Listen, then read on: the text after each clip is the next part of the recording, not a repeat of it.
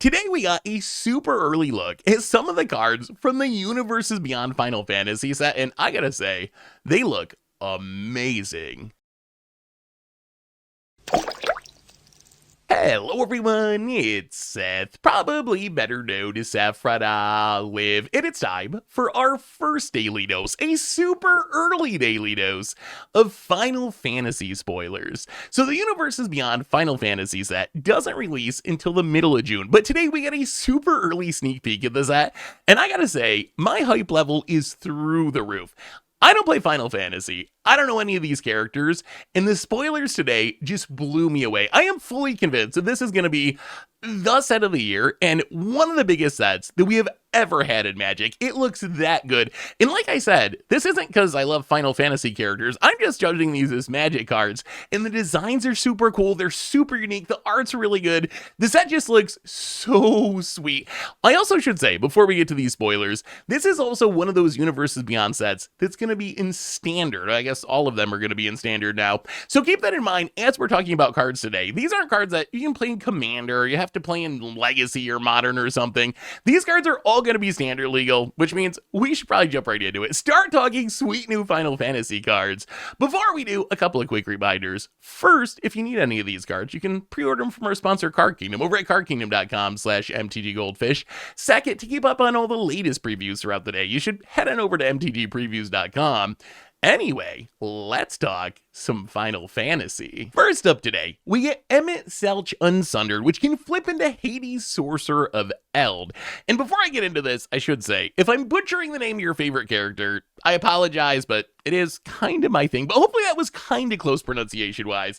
So Emmet, a 3-mana 2/4 Vigilance. When it enters or attacks, you get to draw a card and discard a card. In the beginning of your upkeep, if there are 14 or more cards in your graveyard, you'll flip it into Hades' Sorcerer of Eld, a 6/6 Vigilance. This says during your turn, you can play cards from your graveyard, and if a card or token would be put in your graveyard from anywhere, exile it instead.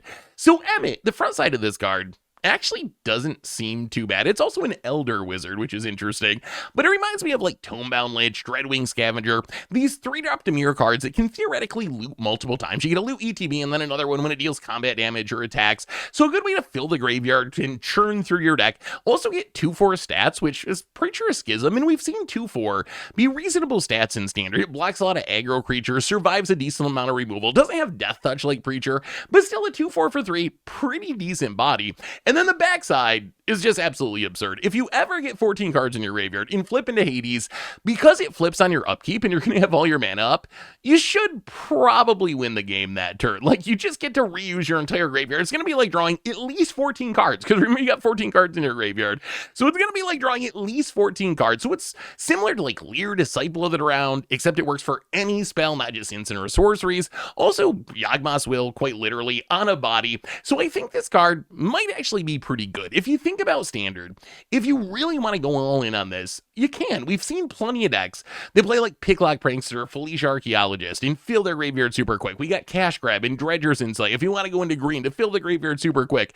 So if you're dedicated to filling your graveyard, getting 14 cards in your graveyard isn't really a big thing. This is assuming you dodge graveyard hate. Once a Rest in Peace, or a Ghost Vacuum, or a Scavenging Ooze shows up, then the whole thing sort of falls apart. But you could go all in on this if you wanted to, but I don't really think you need to. The front side's fine enough as a value card. I think you can play this in a deck that's interested in filling its graveyard, and play this as a support card, and then sometimes you just flip it around and randomly win the game with it. So where does this fit in Standard? I don't think it goes into This Town Ain't Big Enough decks. I think it's a little bit too slow. Yes, it does have an ETB, but I don't think this is really the kind of card you want to bounce again and again. And I don't see the This Town decks getting a full enough graveyard to ever flip it. On the other hand, you could play it in just kind of like a generic Dimir deck. We've seen some just Dimir mid-range with Preacher of the Schism, Oil Deep Gear Hulk. Again, I'm not sure how often you flip it, but I could see playing as like a one of there. But maybe it's just a dedicated combo card where you're really going all in building around this. It also seems to be at its best in some sort of reanimation deck, and I think this is the most obvious home for the card. If you're playing Reanimator, you're already about filling your graveyard, and it turns out that Emmet's perfectly on curve with something like Zombify. So you can turn through your Emmet, discard a Velgavoth, discard an Atraxa, next turn just reanimate it with the Zombify, and then Emmet flipping into Hades is kind of your backup plan. If your opponent, I don't know, Stone Brains, your Velgavoth or whatever, and you're not going to be able to win with your reanimation plan, well then you can just focus on trying to fill your graveyard, flipping into Hades, and winning on the value plan. As far as Commander's concerned, I think there's a couple possibilities here. First, I think this card's probably good enough to play in the 99 of other self-mill graveyard style decks like Sidisi or Mirko or Madrotha. If you're just all about trying to fill your graveyard, this does a pretty good job. It's ETB Attract Trigger, going to fill your graveyard for you, and then if you're a self-mill style deck, you're naturally going to get up to 14 cards pretty quickly, and then even in the 99, the backside of this for one turn is going to put you super far ahead. The other option, and I think this will be a pretty popular commander, is just play Emet-Selch as your commander, and then you can really go all in building around it. Between self-mill stuff like Otherworldly Gaze, wheel effects like Windfall, you can even go deep and like traumatize yourself to mill half your deck. It's pretty easy to get your graveyard full, and then I imagine if you're playing a deck build around this, what you're going to do is you're going to cast all these Traumatize and Windfalls effects on yourself to fill your graveyard. Then you flip into Hades and you just turn all those spells on your opponent and win the game. You can either like Brain Freeze to fill your own graveyard, and then you Emmet and cast some more spells, and then Brace Freeze your opponents to mill them out, or maybe just keep milling yourself, cast the Traumatizes and Brain Freeze again, and win by casting a Thassa's Oracle from your graveyard. So I actually think this is probably a very powerful commander. Again, it does rely on the graveyard. So if you run into someone that's randomly playing a bunch of graveyard hate, it's going to be a little bit tougher, but assuming you can dodge the hate, Emet-Selch actually seems like a very good card.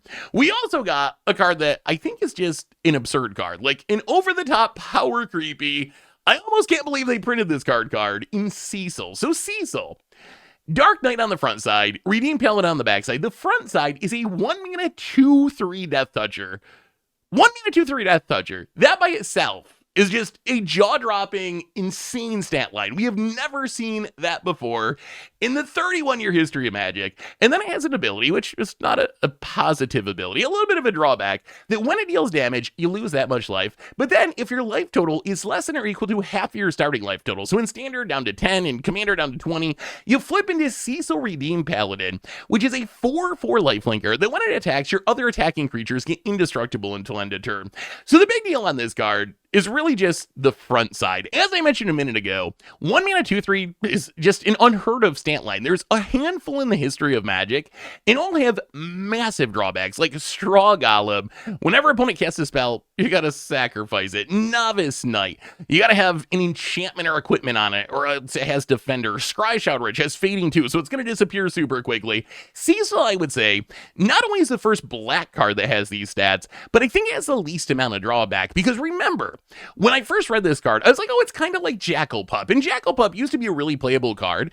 And Jackal Pup says, when it's dealt damage, you take that much damage. The problem with Jackal Pup is your opponent can deal a lot of damage to this. They block with a big creature, throw some big burn spell at it, and you end up taking a huge amount of damage. Cecil is actually the opposite of Jackal Pup. It's whenever Cecil deals damage, you lose that much life. So even if you attack a Cecil into a 10/10, you're only going to take 2 damage or lose 2 life. If you attacked a Jackal Pup into that, you'd be taking 10. And Cecil's only the second card that I could find in the entire game that has this ability. The only other one I could find is Emberwild Caliphate way back in Mirage. So this is just something we've never seen before in Magic, as far as the stat line, and really as far as the ability. And then, of course, if you flip into Cecil Redeemed, it's actually pretty good. You get like an Oil Leap to your Hulk because of 4/4 lifelinker. And then I couldn't find anything exactly like making your other attacking creatures indestructible. It's kind of like Erois, though, preventing all the damage to your attacking creatures. So what are we doing with Cecil?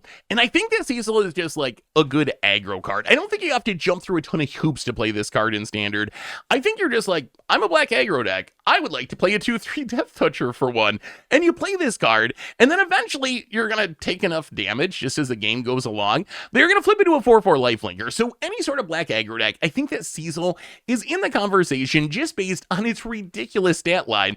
If you want to go deep, it is cute with like the Last Ride. If you want to do Death Shadow shenanigans, we don't have a lot of cards that care about your life total in Standard, but I could see like trying to lose life with Cecil to get your Last Ride into this massive creature. Although it is kind of funny that once you flip, then Cecil kind of becomes bad, because if you start gaining life, it's going to turn off your Last Ride. So a little bit awkward to have this life linking creature that is going to accidentally be in your deck because you don't have the option to transform Cecil. Once you get down to half your starting life total, it's going to flip, which in like 99% of scenarios is a positive, but if you're specifically trying to Last Rider Death Shadow, it can become a negative.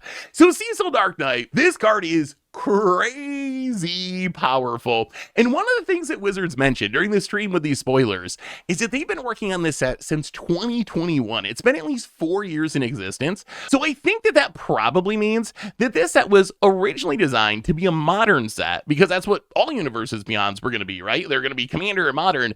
And then they switched the set to Standard. I'm almost seeing a little bit of that Modern power level creeping through. Not that this card is going to be a Modern card, but I think at least for Standard, a 1-mana 2/3 with Death Touch that eventually flips into a 4/4 lifelinker. I'm just shocked that this is an actual Magic card. It is so incredibly good in an aggro deck. Next up, we get a big ol' Leviathan avatar in Spira's Punishment. So this card, I don't know if it's good, but it seems super fun to cast. A 7-mana 7/7 Sultai Leviathan avatar legend. With flying, it says when it enters or attacks, exile a permanent card from your graveyard at random. Then create a tap token that's a copy of that card. If you exile a land card, then repeat this process. So Spira's Punishment. Don't have an exact comparison for this. The best I could come up with is like a Wondrous Crucible, maybe Capricious Hellraiser. There's a few cards that let you exile something at random from your graveyard and then cast it. Sin's not exactly the same. It only works with permanents, and then it's got a little unexpected results built in where if you low roll and hit a land, well, then you get to do it again. Or maybe you want to hit lands and you just use it to ramp a bunch of times. But I think that Sin is 7 mana. I don't know if this is like a competitive Standard card, but boy does it seem like a fun card to resolve. You cast this and you never know what's going to happen. So where do we actually play this card? If it is going to actually work in Standard, it's probably going to be like the Domain style deck, some sort of ramp style deck where you can turbo into Sin and then just hope that you get value out of having something in your graveyard. A little bit awkward that it only works with permanents, or else it would be a lot better, I think, if you could hit spells with its ETB trigger too, and then you could like discard a Herd Migration and cast it and make a bunch of tokens. That's not actually going to work with the deck, but it's still the kind of shell that could play this. The other possibility is maybe you can manipulate your graveyard to control what's in your graveyard. If you just play this in like a generic Domain deck, you're just going to be at the mercy of the Magic gods, essentially, when you cast this to hope you get something good in your graveyard. But maybe you can like play some Graveyard Hate or control your graveyard, and if you only had like Omniscience in your graveyard, you know 100% that this is 7 mana, get an Omniscience token, and then that Omniscience token probably going to win you the game. It's also kind of cute that you get the lands out of it. I think this is supposed to minimize the feel bad of spending 7 mana and your permanent being a land that you're not excited about. But I could also imagine maybe the land being an upside. Maybe you want a ton of lands in your graveyard. If you had like 10 lands and just a single permanent in your graveyard, odds are when you cast Sin, you're going to ramp like 5 times and then eventually hit the non-land permanent. You're going to get that for free as well. So the more that you can control what's in your graveyard, the better Sin's going to be. The problem in Standard I see though is I'm just not sure this is quite as good as the cards it's competing with. So when I think of these big 7-drop game enders in Standard, you got a Tally Primal Conqueror, you got Atraxa Grand Unifier, you got Vaultborn Tyrant. These cards all generate a lot of value with their ETB triggers, and unlike Sin, you don't need your graveyard to be activated. So if your opponent has random Ghost Vacuum or Rest in Peace or Leyline of the Void, Sin kind of just becomes a 7/7 flyer. The rest of these cards don't really care about your graveyard in the same way. So I think that Sin is probably like the tier below the Atraxa Vaultborn Tyrant Atali tier, but it still seems super fun. The place I think this card will be popular is in Commander, where this is our first Sultai Leviathan Commander. So if you just want to jam a bunch of big Leviathans, big sea creatures, this is going to be the go-to, I think, and it seems super fun there. You just like cast your stuff and fill your graveyard, and eventually cast your Sin and get some other huge monster out of your graveyard for free. I could also see playing it in the 99 of other self-mill decks. I don't think it's like the most competitive card, but it just seems like such a fun card to resolve. The random effects like this, they can be frustrating because you can low roll with them, but still, like, it just creates an exciting moment at the table. So I feel like this is the exact kind of card I want in my deck in Commander, because everyone's going to be excited. Everyone's going to be hyped to see, like, what do you hit? Is this like ending the game? Do you low roll and get nothing out of it? It's just going to create this great moment. And the more I play Commander, the more I just want to try to create those moments. I think that's what makes Commander a fun format. So I think think Sin, even though I don't think it's like the most spiky or optimal card to play in something like Madrol Thirsty DC, I'll probably jam it just because I want to resolve the card because it's going to lead to a really exciting time. We also got one of the wildest designs that we have seen in a long time in Jumbo Cactaur. It's a 7-mana 1/7 plant that happens to be a cactus with a mustache. Like I said, I've never played Final Fantasy, so I don't know. It probably means something in the game, but I just see a super goofy mustachioed cacti. And then its ability is 10,000 needles. And it says whenever this creature attacks, it gets plus 9,999 plus 0 until undeterred. So that's right. This 7-mana 1/7, if it attacks, becomes a 7-mana 10,007, which obviously guarantees a one-shot kill in essentially any game state. I guess if your opponent gained infinite life, maybe it wouldn't. But this will essentially one-shot kill anyone in any format at any time if you can get in a hit with this card. So let's start with the bad news. In Standard, this isn't against the odds card. Like, in a format where everyone's this town ain't big enough, go for the throating, it's hard for me to construct a scenario where a competitive deck is going to play a 7-drop that does nothing, and then it needs to attack, and then you even need more help because it doesn't have trample or anything, so your opponent can just put a 1/1 in front of your 10,000 power creature. So I don't think this is supposed to be a competitive Standard card, but that's fine because this card is hilarious, and we're going to make it work. So how do we make this work in Standard? Well, number one is it really wants haste and trample. So if you play something like Surrak and Enduring Courage to give it haste, and then you play something like Garruk's Uprising to give it trample, you can kind of construct a scenario where this is like 7 mana, comes down, immediately attacks, and it gets trample, hit your opponent for 10,000, game over on the spot. Also, one of the funniest fling targets, we got Callous Sellsword in Standard, Thuds and Flings. It is awkward that you need to attack first to get the power boost, but still you attack with this as long as it survives combat. Post-combat, you just fling it at your opponent for 10,000 damage. We also have Escape Tunnel in Standard, and it turns out that Jumbo Cactaur is a 1-power creature until it attacks and gets 10,000 power, so we can sack an Escape Tunnel to make it unblockable, and that gets rid of the trample problem and all that stuff. We just know our opponent can't stop this, taking 10,000 to the face. It's also hilarious with the Ether Spark. My dream with this card, and the Ether Spark, my god, that card has been way worse than I thought in Standard, but Ether Spark, if you put it on a creature, it gets loyalty equal to the amount of damage that it deals. So even if it gets chump blocked, if we put an Ether Spark on the Cactaur, we can attack with the Cactaur. Our opponent blocks. We will get 10,000 loyalty on the Ether Spark, which I just want to see a Planeswalker with 10,000 loyalty. We could be making 10 mana a turn for literally the rest of our lives, or maybe we have like all will be one on the battlefield, and that 10,000 loyalty turns into 10,000 damage, and we win the game on the spot.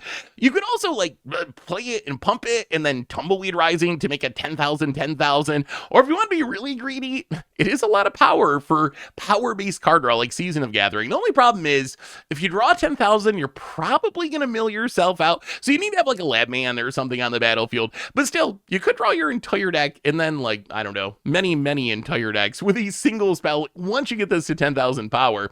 In Commander, I think it's more of the same. You really want evasion, trample, haste. Evasion, trample, haste. Any of that. You want to make it unblockable. You want to give it trample. You want to haste it in so it doesn't have to sit out and get hit by a sweeper.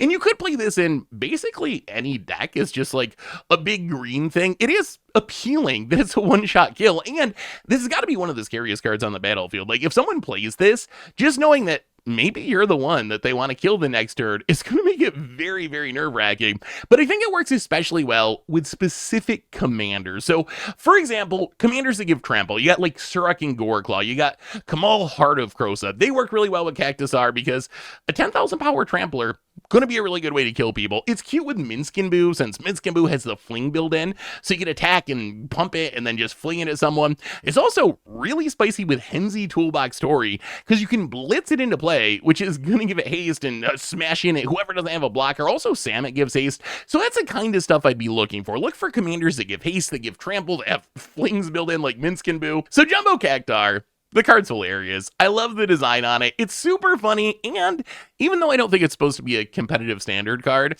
it does seem like there's going to be scenarios where it's super powerful, and it's just really sweet that you can one-shot kill anyone with this silly plant. We also got Stiltzkin Moogle Merchant, a 1-mana 1/2 Moogle. I don't know what a Moogle is, apparently a cute little pink thing, but a 1-mana 1/2 legendary Moogle. It has lifelink, and then for 2 mana, you can tap it and have target opponent gain control of another target permanent you control, and if they do, you draw a card.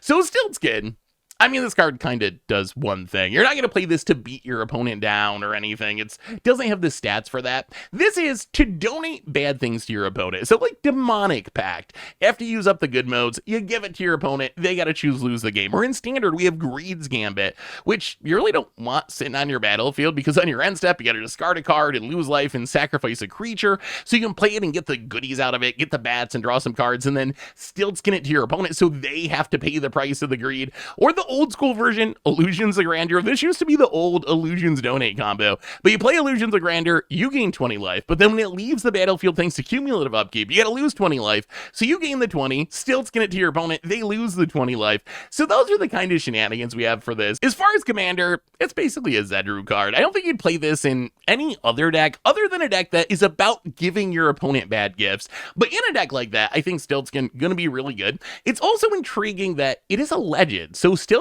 can be your commander. I'm not sure what really mean things there are to give your opponent in mono white. I'll have to think about that a little bit. Let me know in the comments, what's the best thing you can, or worst thing, I guess, that you can give an opponent with a Stiltzkin in a mono white commander deck. But it does seem like a fun build around. So Stiltzkin, it kind of does one thing, which is give your opponent away things that they don't really want, but it is very good at doing that one thing. Moving into the realms of random stuff, we also got the 2 face cards of the starter kit for Final Fantasy. So these cards, usually kind of toned down a little bit, aren't designed really to be competitively played, but they're the leaders of this deck that you're supposed to buy for new players so they can learn the game. So we got Sephiroth Planetary and another Cloud Planet champion. Sephiroth, kind of like a worse but legendary Massacre Worm. And then Cloud, I guess, kind of fine, but a little overcosted for an equipment style deck. We also found out we're getting a special sheet with Final Fantasy. So this is like the Final Fantasy version of Brothers War Retro Artifacts or Strixhaven Mystical Archives. But this is Final Fantasy Through the Ages. And the gimmick of this is they took actual art right out of Final Fantasy games and just stuck them on Magic cards that are reskins, essentially. So for example, we have Ancient Copper Dragon is Dragon of Mount Glog with super sweet looking art. Yuffie is Eureka the Tiger Shadow. Worth mentioning on these cards not standard legal. These are legal in whatever format they were already legal in, but this reprinting doesn't change their legality, although Wizards did mention gonna be in play boosters as well as collector boosters.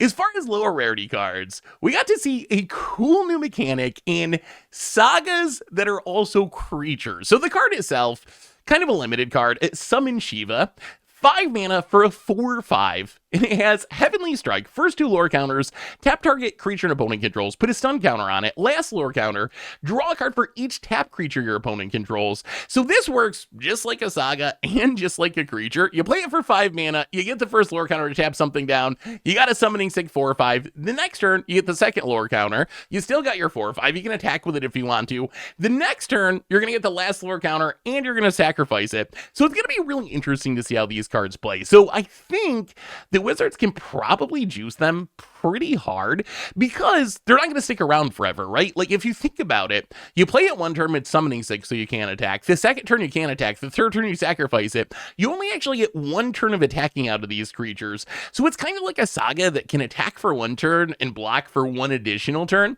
So I think it's like sagas that are sort of juiced up, although maybe a little bit more susceptible to removal. Like I said before, I don't think Shiva itself is going to be a very playable card, but I love sagas, one of the greatest additions to Magic in the last few years, and I think that seeing them attached to creatures could allow for some really interesting cards. We also got a sweet uncommon ramp spell in Sidequest Catch a Fish.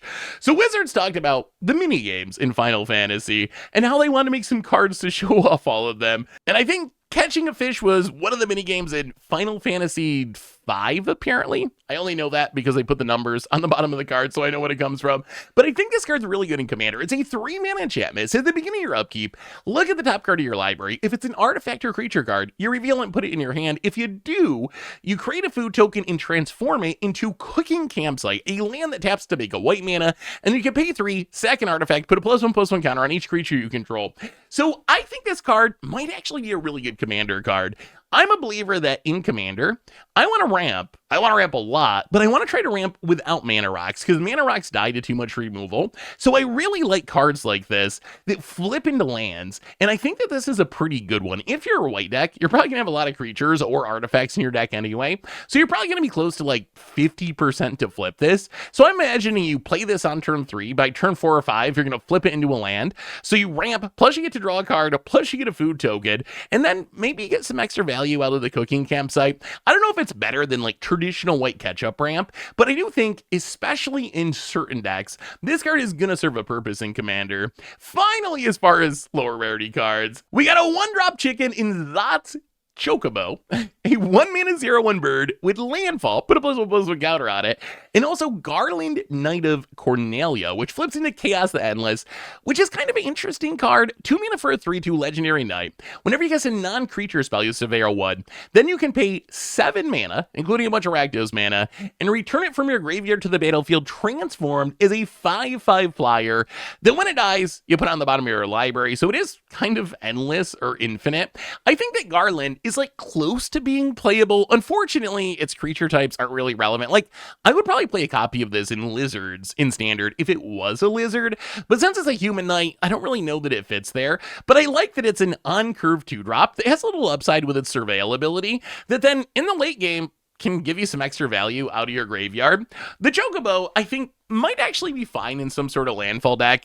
It's going to be better in fetch land formats. We don't really have many good fetches in Standard right now, but if you're going to be making multiple land drops a turn, think of Modern. You play this on turn 1, turn 2, playing Crack a Fetch, it's up to a 2/3, turn 3, playing Crack a Fetch, it's up to a 4/5. Whether or not that's actually going to be good enough, we'll have to wait and see. Although Wizards mentioned that the Chocobo actually have a landfall sub-theme in this set, so this might end up being like the Chase 1-drop for some sort of Chocobo aggro landfall deck in Standard. But anyway, that is our early look at Magic Final Fantasy. What do you think? I gotta say, last thing on the way out the door, as I've said a few times in this video, I never really played Final Fantasy, so I don't know the characters, I don't have any attachment to this IP, and seeing these spoilers shot my hype level from like 6 up to 10.